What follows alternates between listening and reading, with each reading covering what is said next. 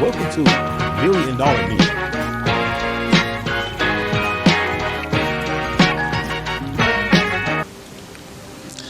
One of the things that we know about life is that it is always changing.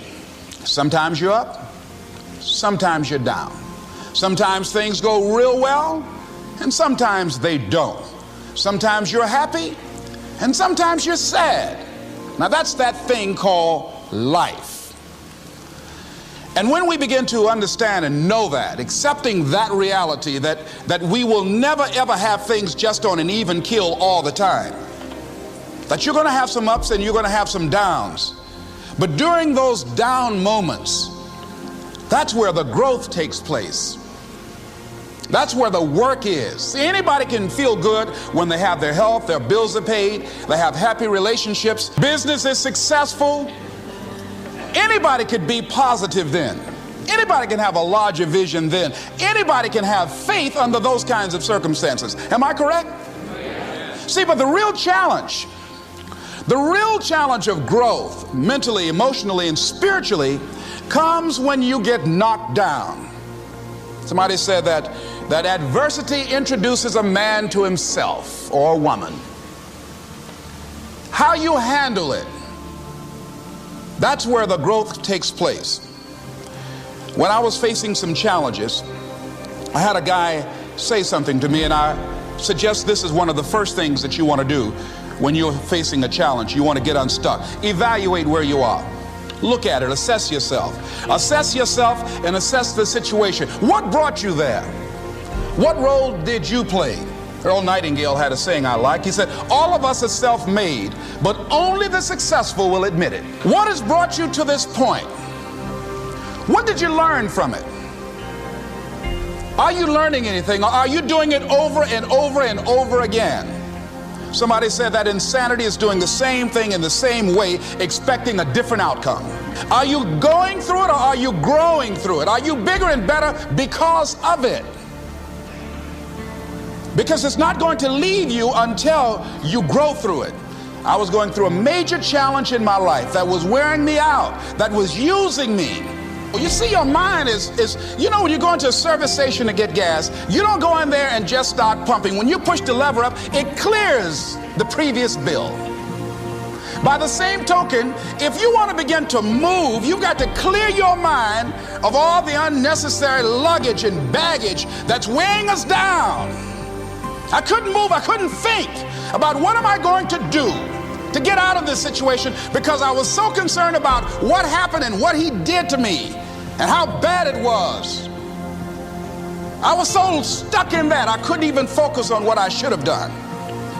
Feeling sorry for myself and angry, and none of that was taking me anywhere. So pretty soon I learned through effort, made a conscious, deliberate, determined effort. I had to let it go. I had to forgive it. Let it go and begin to focus on developing myself. And I say to you, you're going to have people to do things to you. Things are going to happen to you. And the most important thing to do is to harness your will and let it go and move so you can grow, so you can get on with your life. It doesn't matter about what happens to you. What matters is, what are you going to do about it? All of us have experienced some tragedy, and if we haven't, we will. And you can either let it destroy your life, or you can build upon it. You can permit it to let it hold you down, or you can decide, I'm not going to let that happen to me. I'm bigger than this. Make a declaration to yourself. Declare all out war that you're going to get out of this rut. I don't care how good you are. I don't care how talented you are. I don't care how much you work on yourself. There are some times when things aren't going to go right. They just are not going to go right. There are times when anything that can happen will happen. Murphy's Law will be knocking at your door. Why? I don't know why. That's called life. And you have to deal with it. Sometimes your life will be in a slump, just like sports. Some of the best shooters can't hit baskets different times in games. They get in a slump. Do they sit on the sideline and say, I just didn't hit a basket today? No, they continue to execute. I suggest to you that if you are facing a challenge, don't stop. Stay busy. Work your plan. Continue to do those things that you know that work for you after you have evaluated yourself in the situation. Continue to move. Stay busy, stay busy, stay busy. Find somebody that you can help so you can forget about you for a moment. See, sometimes the best thing to do is to be. Sometimes you have to just back up and go within yourself. A bow and arrow, you can't take a bow and just push it out an arrow. You just can't push the arrow out. You have to pull it back and then release it. Sometimes you have to back up and go within and pray and meditate and recharge your batteries. Go away, clear your head, and then come back and look at it from a different vantage point. Don't operate while you're under the spell or the effect of what's going on. Next thing is that you've got to activate the thinker in you. Don't allow your emotions to control you. We are emotional, but you want to begin to discipline your emotion. If you don't discipline and contain your emotions, they will use you. Your mind goes on automatic, just like a guard. You know, I loved reading the book called As a Man Thinketh by James Allen. He uses the analogy of the mind being like a garden. You know, weeds don't have to have any encouragement to grow. You don't have to water them. They don't have to get sunshine. They don't have to have fertile ground. They will grow through the cracks of a sidewalk. Am I right? But if you want to grow orchids or roses or any kind of exotic flowers, there are special processes and procedures you must go through.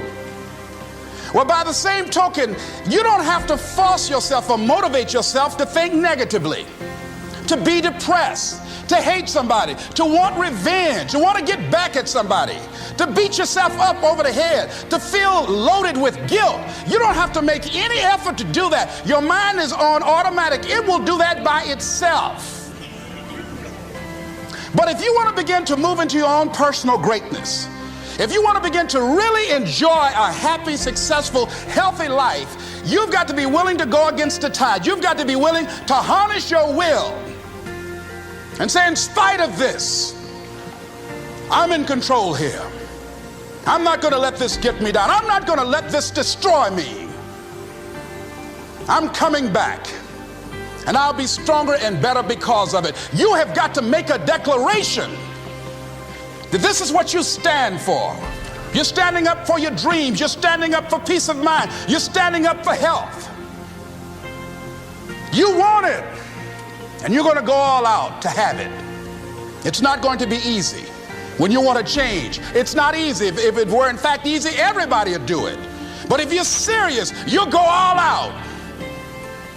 So yes, I'm going to turn this situation around. I'm not going to sit back and moan and cry over what happened and what went wrong and who did what.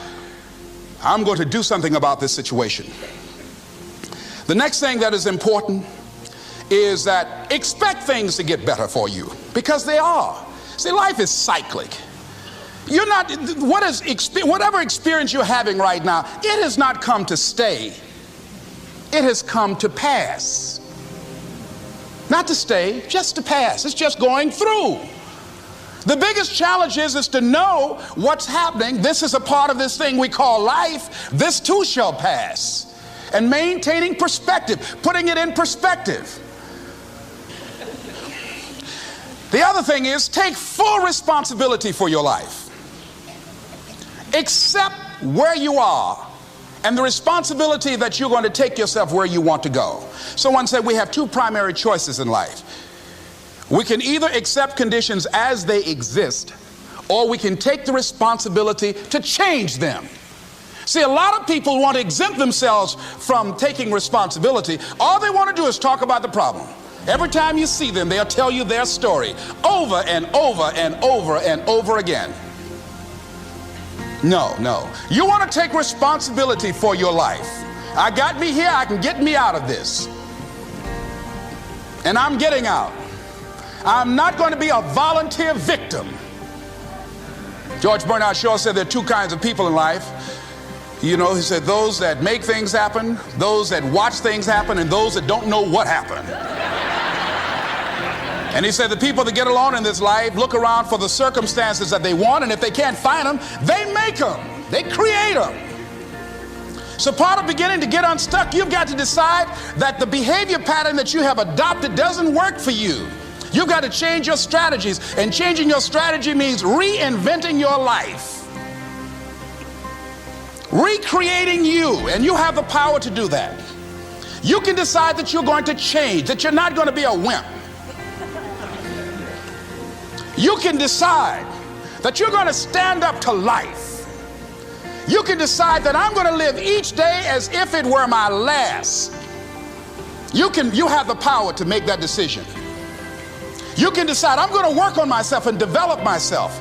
I'm going to empower me. And all of these things that are happening to me right now, they're just temporary inconveniences.